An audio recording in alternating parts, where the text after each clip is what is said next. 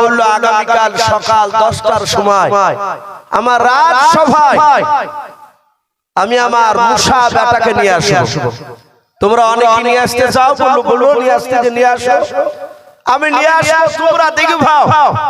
আর আমি আগামীকাল সকাল বেলাতে 10টার সময় আমি খোদা দাবি করব। ফেরাউন তার বিবি আসিয়াকে ডাক দিয়ে বলল, বিবি আসিয়াও, শুনে নাও, তুমি আমার কলিজা টুকরা ছেলেকে তুমি ভালো করে বের করে সাজিয়ে গুজিয়ে দাও। সুন্দর করে বাপকে পোশাক পরিয়ে দিলেন। আসিয়া মুসা নবীর মা দুজনায় বাপকে তাকে যত্ন করে ফেরাউনের কোলে দিয়ে দিলেন। ফেরাউন মুসা নবীকে কোলে করে নিয়ে তার দরবারে চলে আসিল। হামান একটু পেছনে বসাও। মুসা নবী আলাইহিস সালামকে পাশে বাপজি বসে রেখেছেন, হামাগুড়ি দেওয়া বাদ যাও। হাজার হাজার লোকেরা সবাই বাপজিতে আছে মুসা নবীর দরবারে। ফেরাউন রাজ সবাই খোদা দাবি করবে। ফেরাউন মুসা নবীর পরিচয় মুসা নবীকে দেখালো, একটু তুলে সবাই আনন্দিত হলো। মুসা নবীকে রেখে দিলাও পাশে বসে দিয়ে। বাবা ফেরাউন চিৎকার করে বলেছে, বন্ধুরা আমি শুনে নাও, আনা রাব্বুকুমুল আলা। এখান থেকে বলে মুফাসসিরিনেরাও, ফেরাউন আল্লাহ মানতুক না তা না, আল্লাহ যেটা জানতো। ফেরাউন বলল, আনা রাব্বুকুমুল আলা, সব আল্লাহর চেয়ে আমি বড় আল্লাহ। যাহাতে বাপ যে দাবি করেছেন বাবা। আর ডান পাশে তিনি মুসা নবী পয়গম্বর আলাইহিস সালাম। ফেরাউন জানে না, কিন্তু আমার আল্লাহ মুসা নবীকে নবী করবেন। মুসা নবী পয়গম্বর এত বড় অন্যায় কথা সহ্য করতে পারলেন না। মুসা নবী ঠাস করে বাপজি দাড়িখানা ধরে ফেরাউনের কিতাবে পাওয়া যায়, ফেরাউনের দাড়িটা বাপজি নাভি পর্যন্ত লম্বা ছিল। দাড়ি বাপজি এটা পুরুষের বাপজি আলামত। দাড়ি আগেকার বাদশারা বাপজি দাড়ি রাখতো, অনেক বাপজি বেঈমানেরাও। ফেরাউনের লেখা আছে জীবনীতে, ফেরাউন বাপজি কোনদিন দাড়ি বাপজি কাটতো না। ফেরাউনের দাড়িটা বাপজি লম্বা ছিল। এত সুন্দর করে বাপজি যত্ন নিতে ফেরাউন দাড়ি। মুফাসসিরিনে কেরাম লেখেন ফেরাউন দাড়িতে মাঝে মাঝে মুক্তা জুড়ে রাখতো। বলুন সুবহানাল্লাহ। মুক্তা দিয়ে দাড়িকে যত্ন করে রাখতো। যাহাতে বলেছে আনা রাব্বুকুমুল আলা, সবচেয়ে আমি বড় আল্লাহ। আর নবী ঠাস করে বাপজি চর, এই বাচ্চা মুসা হতে পারে, কিন্তু তার এই হাতে শক্তি দিয়েছেন কে? আমার কথা বলে আমার আল্লাহ। মুসা নবীর হাতে কতটা শক্তি ছিল আপনারা অনেকে জানেন কি? আমার জানা নেই। আল্লাহর নবী বলে প্রতিটা নবীর হাতে, এক নয় দুই নয়, মুসা নবীর হাতে দুনিয়ার 4000 যুবকের শক্তি যতটা হয় অতটা শক্তি আমার আল্লাহ এক একটা নবীর 2 বাহুতে দিয়েছিলেন। বলুন সুবহানাল্লাহ। এক একটা নবীকে 4000 যুবকের শক্তি। মুসা নবী জাহাতে চড় মেরেছে, আর ফেরাউন একদম ধুম করে পড়ে বাপজি উঠে পপা করে ঘুরছে। আপনারা দেখেন ঠান্ডার সাথে মুরগির চুন হাগা হয়, ওই ঠান্ডা কুয়াশাতে দিয়ে অনেক সময় মুরগি বাপজি মরিয়ে যায়। আবার দেখবে একটা মুরগি বা বেঁচে যায় তো আবার ঠোর হারা হয়ে যায়, ঘুরে খাবার খাতে দিলে ঠোকা মেরে পপা করে ঘুরে। তো ফেরাউন ওইভাবে উঠে ভাবে ঘুরছে। হামান বলছে, ভাই মশকরা করছেন নাকি বাদশাকে? মানে আর পপকেরা ঘোরা দেখি। ফেরাউন বলছে, হামান আমি কিছু দেখতে পাচ্ছি না ভাই, চোখ একবারে ঝাপসা হয়ে গেছে। বলে বলেন কি? বলে আপনার তো ব্যাটা একটু আস্তে করে মেরেছে। বলে এই হামান, এই আস্তে করে মারেনি, এমন হয়তো 50টা যুবক আমাকে 1 ঘন্টা ধরে পিটালছে। চড় মারি আমার পপকেরা ঘুরছে আমার গোটা পৃথিবী, আমি দেখতে পাচ্ছি না, ঝাপসা দেখা যাচ্ছে মনে হচ্ছে।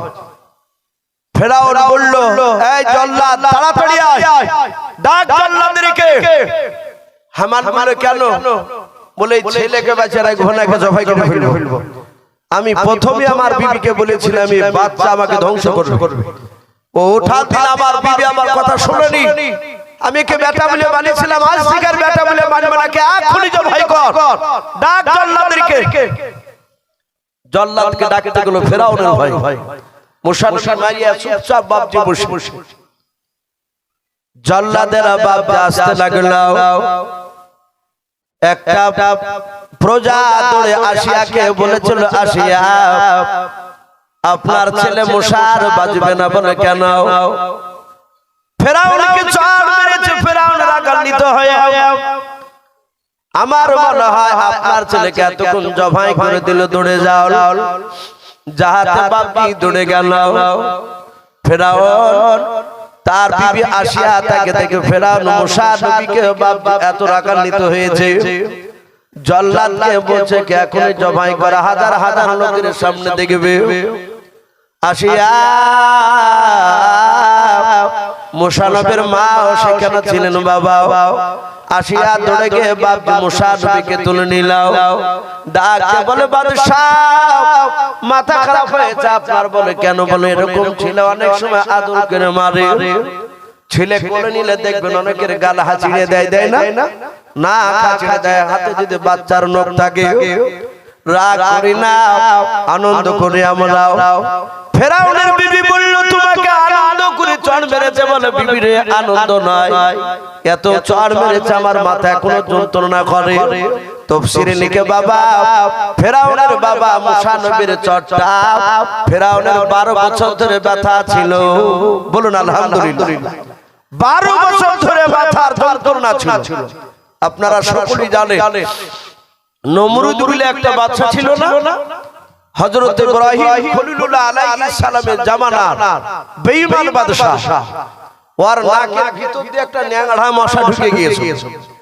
ওর মগজে বসে বাপজি কুটুস করে কামড়াইতো।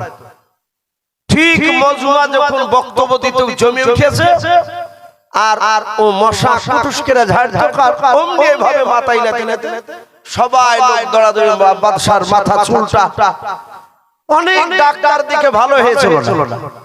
লাস্টে মুসা আলাইহিস সালাম নাই নমরুদকে তার একটা প্রজা বলেছিল, বাদশা আমার মনে হয় এই আমার পায়ের জুতি দিয়ে আপনার মাথায় মারলে মনে হয় যে আপনার মাথার ব্যথা ভালো হয়েছে। নমরুদ বলল কত বড় শয়তান তুই, তোর জুতি আমার মাথা মারবি? আমি বাদশা। বলে ধর এখানে ভাই কর। সাথে হাতে নমরুদকে জবাই করে ফেলল। ওই জুতের কথা বলার লাগি। আর খুব দুঃখ করে কথাটা বলেছিল যে সব সুখের তো বলেছিল আমার জুতি আমার মনে হয় ভালো হয়ে যাবে। এই ওকে জবাই করার পরে দিন 15 বাদ দিয়ে ওই যন্ত্রণা আবার উঠেছে। তখন ওই প্রজারা বলছে বাদশা বহু রেজি করলাম, ভালো হলো না। তো যেই লোকটার জুতি আমার মাথা বলেছিল তাকে তো মারি ফেললেন আপনি। তো তার জুতিয়া দোকান তো আপনার দরবারই আছে, একটু দেখেন না, ট্রাই করে পরীক্ষা করি। এত ওষুধে তো কাজ হয় না, যদি হয় তো ফেরান বলে হারে জুতিয়া লাশটা মারবো মাথায়। বলে দেখেন কি কমে। এই জুতি নিয়ে এসে বাবা ওই জুতি নিয়ে এসে দেখা মেরে ফেলেন ছোট। আর জুতি এখান নিয়ে এসে বাবা ভড়া ভড়া হাতে বাড়ি মেরেছে। আর 3 ভাগের 1 ভাগ পর মাথার যন্ত্রণা কমে গেছে। জোরে বলুন সুবহানাল্লাহ। একটু আরাম পেয়েছে। তো ফেরাউন বলছে আবা মার। এ মার ভালো লাগছে, ভার মারাই করতে বাপজি হাতে 101টা মারিয়েছে। তখন ওই ব্যথা একবারে নির্মূল শেষ, ব্যথা না। ফেরাউন বলল তো খুব দামি কথা বলি, জুতিয়া তো ওষুধ। এবার ফেরাউন নমরুদ বলল যে একটা জুতিয়া রাখ, ওকে বহানে লেগে একটা বা কর্মচারী রাখলো টাকা দিয়ে, যে পকেটে করে নিয়ে বাড়াবো গুলো করে। কখন যে মাথা যন্ত্রণা উঠবে বলা মুশকিল। ওই যখনই যন্ত্রণা ওঠে তখন আর ওষুধ হচ্ছে 101 বাড়ি জুতিয়া মারা। 12 বছর ধরে বাপ দিয়ে জুতিয়া পিটা করেছিল নমরুদকে। যেদিন মারা যাবে সেদিন 102টা বাড়ি মারিয়েছে। আর ফটাস করে মাথা চাঁদি ফাটিয়ে দেখছে তো ওই নাগড়া মশা ভুম করে বেরিয়ে আসমান। তো বাপকে ফেরাউন এ নমরুদের মতো বাপজি মুসা নবীর চড়ের আঘাত, এ ব্যথা 12 বছর ধরে ছিল ফেরাউন। বাপজি মুসা আলাইহিস সালামের মা, এই যে পালিত মা আসিয়া ডাক দিয়ে বলল, আপনি পাগলামো করেন না, লোকে সব পাগলা বলবে, সবে মাত্র আজ থেকে বল খোদা দাবি করেছে, লোকে পাগলা বলবে, বাচ্চা ছেলের চড় মারকে সহ্য করতে পারলেন না, আপনি আল্লাহ হলে শেষ। অনেক যুক্তি খাড়া করে বললেছিল, আবু আসিয়াকে ফেরাউন তো অবস্থা বুঝলি কি করি, বলে আপনি পরীক্ষা করেন না, আপনার দরবারে একটা আগুনের কুণ্ড আর একটা মিঠাই জাতীয় জিনিস রাখো, ছেলেকে ছেড়ে দেন 10 দূর থেকে। মুসা কলিজার টুকরা বাচ্চা গিয়ে যদি ও মিষ্টিটাকে তুলে নেয়, তাহলে জানবো যে মুসা নবী ইচ্ছাকৃত আপনাকে মেরেছে, এই বাচ্চা বড় হয়ে আপনাকে ধ্বংস করবে। আর যদি মিষ্টি না তুলে আগুন তুলে নেয়, তাহলে জানবো যে ছেলে ইচ্ছাকৃত মারে না, ই বুঝে না, অবুঝ অবস্থা মেরেছে। ফেরাউন বলল, কথা তো খারাপ হলো না, ইয়ার যা চড়ের আঘাত সব বুঝে। বলে আমার কুণ্ড নিয়ে লাল আঙ্গারা বাপজি নিয়ে আসলো, এক সাইডে আগুনের কুণ্ড আর এক সাইডে মিঠাই জাতীয় জিনিস। মুসা নবীকে ছেড়ে দিয়েছে। আসিয়া জানেন কি মুসা এ নবীর মার খেয়েছে, আমার স্বামী বেঈমান, কিন্তু প্রকাশ করে না। আল্লাহর কাছে বাবা অন্তরে তারা দোয়া করে। মুসা নবীর মা কাঁদেন আর বলেন, আল্লাহ আমার ছেলেকে তুমি যখন এতদিন হেফাজত করলে, তুমি আজও হেফাজত করবা। আসিয়া মনে মনে কাঁদেন আর বলেন, আল্লাহ আমি জানি আমার স্বামীকে তুমি শহীদ করাবা, এই ছেলে মুসাকে দিয়াও, আমি তোমার বান্দি, আমি জানি আমি তোমাকে তো মানি। মওলা রে, আমার ছেলে মুসাকে তুমি আজকে হেফাজত করো। মুসা আলাইহিস সালাম হাত কানে নিয়ে বাবা মিষ্টি দিকে বাপজি নিয়ে যাচ্ছে ধরার জন্য। ফেরাউন ডাক দিয়ে বলে, বিবি আসিয়া দেখো বাচ্চা অবুঝ নাই, বুঝে ভালো মন্দ দেখো, মিষ্টির দিকে হাতটা নিয়ে যাচ্ছে, যাতে মিষ্টিটা ধরতে যাবে। আমার আল্লাহ ডাক দিয়ে বলে, জিবরিল যাও, আমার মুসা নবীকে এখনই হত্যা করতে দেব না, আমার মুসা নবীকে বিখ্যাত নবী বানাবো। যাও, আমার মুসা নবীর ডান হাতখানা ধরে মিষ্টি থেকে টেনে নিয়ে গিয়ে আগুনের কুণ্ড তুলে মুসা নবীর মুখে ভরে দিবে, তাহলে ফেরাউন বুঝে নেবে। যাতে বাবা জিবরিল আলাইহিস সালাম হাতখানা ধরে নিয়ে গেলেন, মানুষেরা কেউ দেখতে পেল না। আগুনটা তুলে মুসা নবীর মুখে নিয়ে দিলেন, যাতে মুখে দিলেন। আর মুসা নবীর কলিজার টুকরা মা দৌড়ে গিয়ে আগুনটা বাপজি বের করে নিলেন। মুসা নবীর জিবের আগাটা বাপজি পড়ে গেল। সেদিন থেকে মুসা নবী পয়গম্বর, তিনি তুতলায় পরিণত হলেন। বলুন সুবহানাল্লাহ। তুতলা হয়ে গেল। ফেরাউনকে ডাক দিয়ে বলল, বাদশা দেখলে ভালো ভালো কিছু বুঝে? ফেরাউন বলল, তাই তো, আপনি মাফ করে দেন আজকের মতো। ফেরাউন মাফ করে দিল মুসা নবীকে, কোলে আর সেদিন থেকে নেয় না, বাড়ি নিয়ে চলে গেল। এ খোদা দাবি করে সবাইকে বাপজি প্রচার করে, সবাই খোদা বলে, কিন্তু মুসা নবীর মা, মুসা নবীর বোন মরিয়ম, আর এইদিকে বাপজি ফেরাউনের বিবি আসিয়া, এই খোদা বলে কিন্তু ওকে বাপজি মানে না। মাঝে মাঝে বাড়িতে স্বামী স্ত্রীতে টুকমুক ঝামেলা হয়, অনেক পুরুষের বাপজি বাড়িতে বিবির সঙ্গে ঝামেলা হয় গোপনে, পাশের লোককে জানতে দেয় না, একটা মান সম্মানের ব্যাপার। আবার কিছু বেদড়া বিবি আছে, মান সম্মান দেখে না, লোকের সামনে চিল্লিয়ে যে বাপজি আর মান সম্মান নষ্ট করে দেয়। হযরতে বাপজি আপনার আসিয়ার সাথে ফেরাউনের মাঝে মাঝে ঝামেলা হয়। বাপজি মুসা আলাইহিস সালাম আস্তে আস্তে বেশ একটু বড় হয়েছে, হাঁটতে শিখেছে। মুসা আলাইহিস সালাম পূর্ণাঙ্গ যৌবনে পদার্পণ করতে পারেনি, বেশ একটু বড়। কোন মুফাসসির কেরাম লিখেছেন মুসা নবীর বয়স তখন প্রায় 16-17 বছর। ফেরাউনের দরবার, প্রচন্ড গরমের সময় রৌদ্রের তাপ বেড়েছে। আমরা দেখতে পাই 12টার সময়, দুপুর 12টা-1টার দিকে মাঠ থেকে মানুষ বাড়ি আসে না? সবাই বাড়ি আসে। আর ওই সময় মুসা নবী ওই দিন দিনের বেলা যাচ্ছে মাঠ বেড়াতে। আমি যাই একটু মাঠটা দেখে আসি। মাঠ ঘুরতে গিয়ে দেখে মুসা আলাইহিস সালাম উনি দেখছেন একটা মানুষকে আরেকটা মানুষ মারছে। কে মারছে? ফেরাউনের বংশধরের লোক। আমি মুসা নবী কোন বংশের লোক ওটা বলেছিলাম, কোন বংশের নাম বলেছিলাম? বনি ইসরাইল। ফেরাউনের বংশের নাম বলেছিলাম না। ফেরাউনের বংশটার নাম ছিল কিবতিয়া বংশ। ফেরাউনের বংশে জন্ম নিয়েছে। এই কিবতিয়া বংশের লোকেরা রাজ করত বনি ইসরাইল বংশের উপরে। তো মুসা নবী কাছে গিয়ে দেখছেন যাকে মারছে সে বনি ইসরাইল বংশের, অর্থাৎ মুসা নবীর বংশের লোক। সে মার খাচ্ছে। আর যে মারছে সে ফেরাউনের বংশের লোক, কিবতিয়া বংশের লোক। মারছে কেন? মারছে থেকে একটা বুঝা দিয়েছে, এই বুঝা উঠাতে পারছে না। আর ফেরাউনের লোক কেউ কেউ বলেছেন তার মামাই তো নাই, ফুফাই তো ভাই ছিল ফেরাউনে।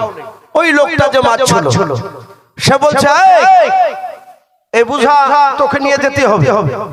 আর ও গরিব মানুষ বনি ইসরাইল লোকটা বলছে ভাই আমি একসঙ্গে পারবো না, দুবার নিয়ে যাব।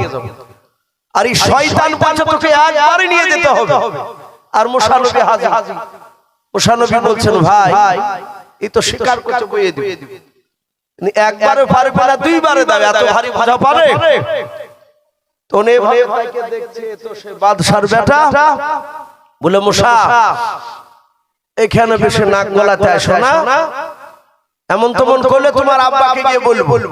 আর তোমার আব্বা কিন্তু তো তোমাকে অতটা ভালোবাসে না, যেদিন থেকে চল মেরেছি সেদিন থেকে তোমাকে খুব ভালো ভালো দেখে না। তুমি যেখানে যাচ্ছ সেখানে যাও, আমার যা ইচ্ছা তাই করবে, একে দুবারে না একবারই নিয়ে যেতে হবে। আমার চাবুক দিয়ে বাপ দিয়ে লাঠি দিয়ে মারছে। মুসা আলাইহিস সালাম দেখলেন তো শুনবে না। সঙ্গে সঙ্গে মুসা নবী তাফসীরে লিখেছে উনি হাতে ভাবে বাপ দিয়ে জামা গুটাতেন। কিছু মানুষের দেখেন অভ্যাস থাকে আমাদের এভাবে গেঞ্জি থাকলে এভাবে জড়ে, জামা থাকলে এভাবে গোটায় জড়ায়। তো মুসা নবীর একটা অভ্যাস ছিল এই হাতের জামা জড়ানো। মুসা নবী হাতে জামাটা জড়িয়ে বলে এই তুই শুনবি না? বলে না, যাহা তাহা তর্ক করে যারা উনি ঘুষ মেরেছে। মুসা নবী কিন্তু মারিয়ে ফেলবো বলে মারেনি, যাহাতে ঘুষ মেরেছে ওই যে 4000 যুবকের শক্তি বাপজি ভরা আছে, ঠেকানার সাথে হাতে দাঁড়াস করে পড়ে পটল দিলে শেষ। মুসা নবী এভাবে নাকে টাকা হাত দিয়ে দেখছে এ তো নাই উড়ে গেছে। তখন এই লোকটা যে মার খাচ্ছিল সে মুসা নবীর পা ধরে বলছো ভাই তুমি যদি না আসতে তাহলে আমাকে মারি ফেলতো। মুসা নবী বলেন ভাই ঠিক আছে, আল্লাহ আমাকে হয়তো নিয়ে এসেছে তোমার কাছে, আমি যে মারিয়ে ফেলালছি একমাত্র তুমি আর আমি, আর আল্লাহ জানা ই তো জানি, তো জানি তো লাভ নাই, ই তো শেষ। ভাই কথা যেন কারো সামনে তুমি বলবা না, বুঝছো ভাই কথা বলি আপনি না আসলে আমাকে মারিয়ে ফেলতো, আমি বেঁচে গিয়েছি আপনার জন্য। মুসা নবী বাড়ি চলে গেলেন। ফেরাউনের কাছে খবর গেল বাদশা আপনি যে খোদা দাবি করেছেন, মাঠে একটা আপনার ফুফায়তো ভাই মরে পড়ি, ওকে কে মেরেছে আপনাকে আসামি ধরতে হবে। ফেরাউন জানে না। হামান বলল বেকায়দা, বলল বাদশা ফেরাউন বলছে আচ্ছা আমি যদি না আসামি ধরি তাহলে আল্লাহ বলে তো সে আরো ছোট বড় করে মানবে না। ফেরাউন ওখানে অভিনয় কায়দা করে বলে আমি আসামির নাম জানি কে মারেছে, কিন্তু আমি দেখতে চাই কেউ আসামি ধরে দিতে পারে কিনা। যদি ধরে দিতে পারে যা মেরেছে যে মেরেছে তাকে, তাহলে শুনে নাও তাকে মোটা অঙ্ক টাকা দেওয়া হবে।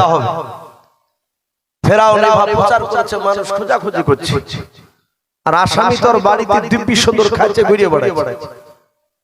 দিন চারেক পর মুসা নবী আবার মাঠে গিয়েছে, ওই দুপুরবেলা।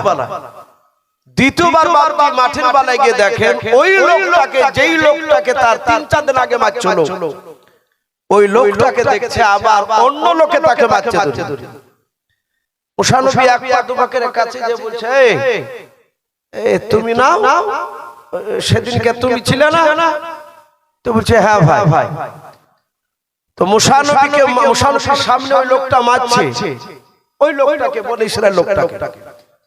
মুসা নবী এইভাবে হাতটা গোটাচ্ছেন আর বলছেন আচ্ছা ভাই এই তোমাকে কি রোজ রোজ মারে, ব্যাপারটা কি? সেদিনও তোমাকে মারছিল, আজও তোমাকে মারছে, এই যাতে হাত গুটাচ্ছু ভাবে যদি এর আগে তো হাত গুটিয়ে কো চাপা চলো তাহলে হাত তাহলে আজ আমাকে মারবে নাকি এ তো মারি মারি ফেলবে ও তো মারি ফেলাই চলো এক ঘুষিতে অমনি ধড়াম করে বলে ফেলে জয় মশাই এই সেদিন হাত গুটিয়ে তুমি ওকে মেরে ফেলেছ আমি ভয় বলিনি তুমি আজ আমাকে মেরে ফেলবা নাকি এই জাহাতি কথা বলেছে যে মারছিল বলে ভাই কি বললি তাহলে আসামি মুসা ওলাই মশাই তোমার আব্বা আসামি খুঁজতে পারলে অনেক টাকা দিব বলেছে অমনি লাঠিকে ফেলে দে তোর ফেরাউনের দরবার আসামির নাম বলার জন্য মুসা নবী বলেন ভাই আমি তোমাকে বলতে বারণ করিনি যে ভাই আপনার ওই হাত গুটানে দেখে আমার কলিজা শুকিয়ে গেছে আপনি মেরে ফেলবেন ভাই ভুল হয়ে গেছে আমি আর বলবো না ভাই মুসা নবী বললেন আগামী কাল থেকে তোকে মারলে আর কেউ বাঁচাবে না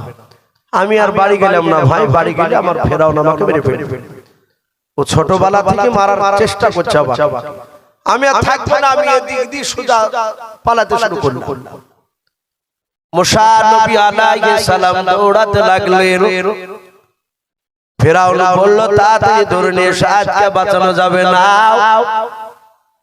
আশিয়ারা বাপি ধরে মুসা নবীকে ধরতে পারলেন না কোন দিকে গিয়েছে জানতে পারলো না আল্লাহর নবী মুসা বাপি তার ফেরাউনের এলাকা ছেড়ে বাবা নতুন একটা এলাকায় চলে গিয়েছিল কোরআন শরীফে বাবা ওই এলাকাটার নাম পাওয়া যায় মাদাইন শহর কি শহর মাদাইন ওই মাদাইন শহরে মুসা নবী আলাইহিস সালাম তিনি চলে গিয়েছেন সূর্য বাপ ডুবা ডুবা ভাও প্রায় সন্ধ্যার আগে মুসা নবী আলাইহিস সালাম একটা খেজুর বাগানের কাছে দাঁড়িয়ে উনি মনে মনে চিন্তা করেন আল্লাহ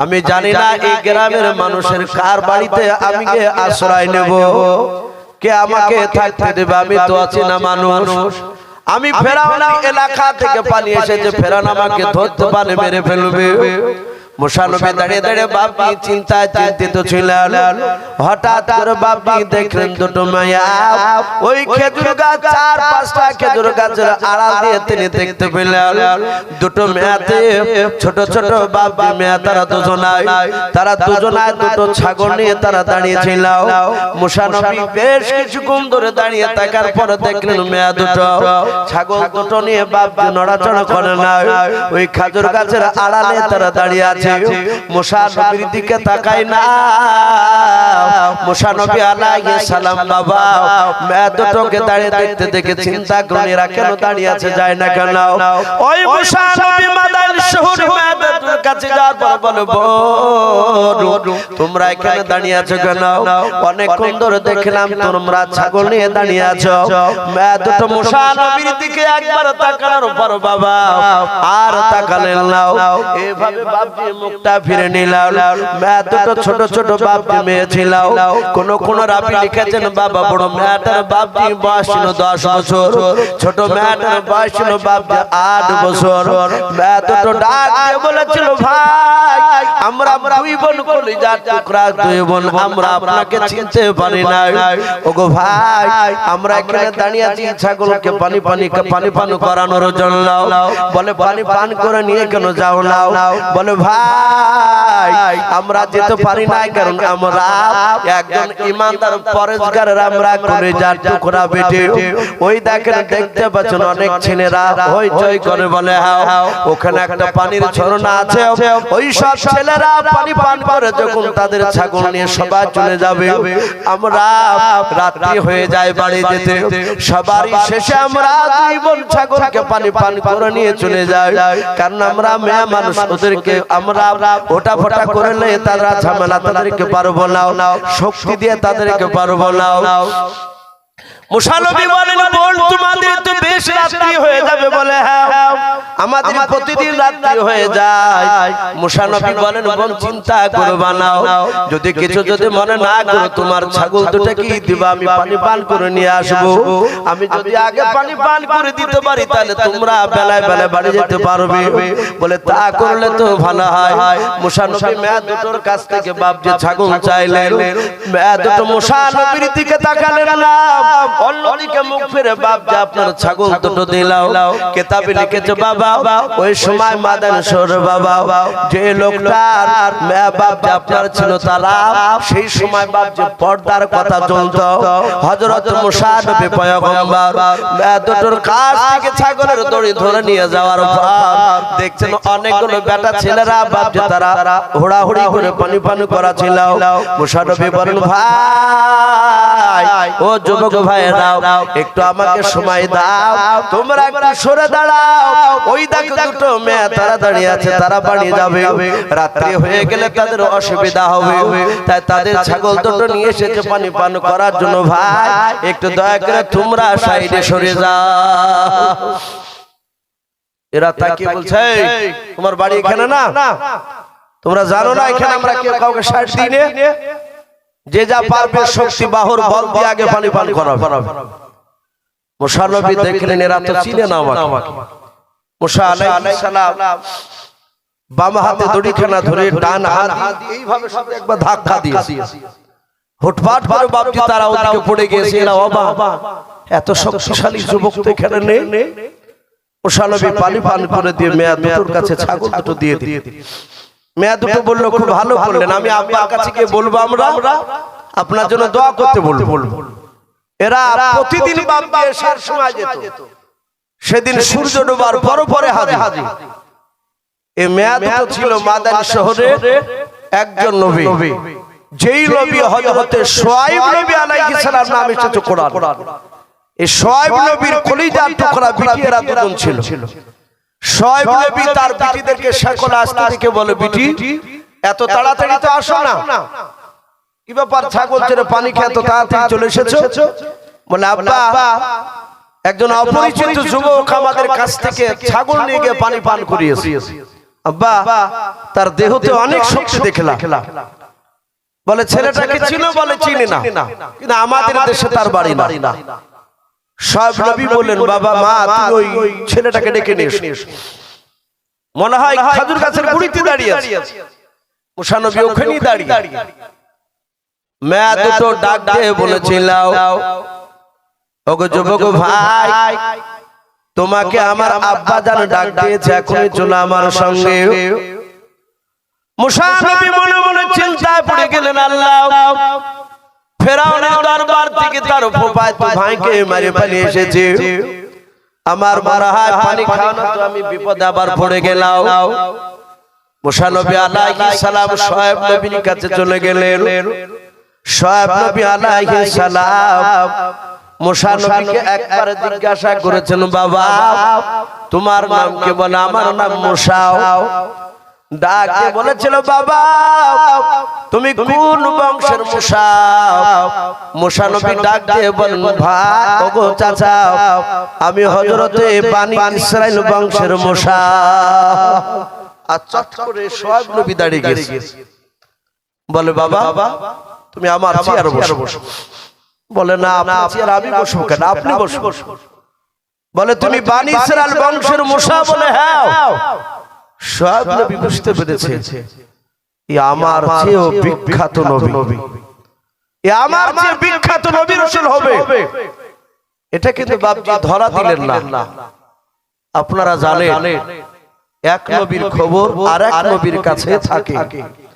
আপনার আমার নবী মুহাম্মদ সাল্লাল্লাহু আলাইহি ওয়াসাল্লাম যেদিন তায়েফ নগরে বাপজি কলমার দাওয়াত থেকে মার খেয়েছিল রক্তাক্ত শরীর নবী গোটা শরীর দিয়ে রক্ত বেরোছিল সেদিন পাথর এমন ভাবে মেরেছিল তায়েফ নগরের লোকরা নবী তায়েফ নগর থেকে ভিতর থেকে বেরিয়ে এসে একটা মাঠে খাজুর গাছের ছায়ার তলে খাজুর গাছের ছায়া খুব গাঢ় ছায়া হয় না হালকা যে হয়তো পাতা ফাঁকা ফাঁকা ছায়া দেয়াতে বাপজি একটু পাতলা হয়ে থাকে আল্লাহর রাসূল সেখানে দাঁড়িয়ে কাঁদছেন ওগো আল্লাহ তায়েফ নগরের যুবকদেরকে maaf করে দাও ওরা চিনে না আমাকে চিনলে ওরা মারতো না আর নবীজি বাপজি কাঁদছিলেন আর ওই খাজুর গাছের রাসূলুল্লাহর কাছে বেশ 20-30 হাত দূরে আঙ্গুরের একটা বাগানে এক যুবক কাজ করছিল যুবকটার নাম কিতাবে লিখেছে ইসহাক এনা সাদ ইবনে আবি ওয়াক্কাস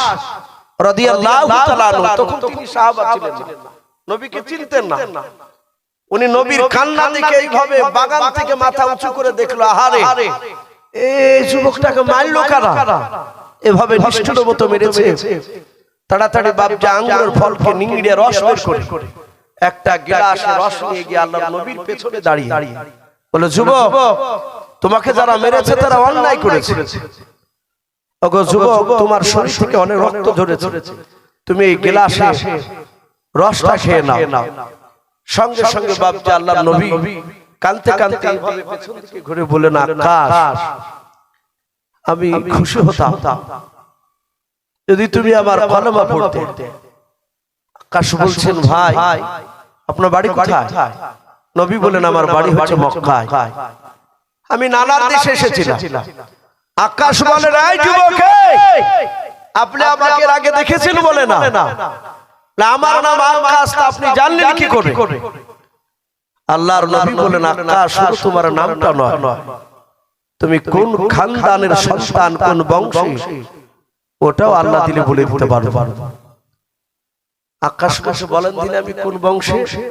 বলে, আকাশ, তুমি ইউনুস নবী আলাইহিস সালামের বংশধর। আকাশ এটা জানতো, তার বাপ দাদার মুখে শুনেছিল।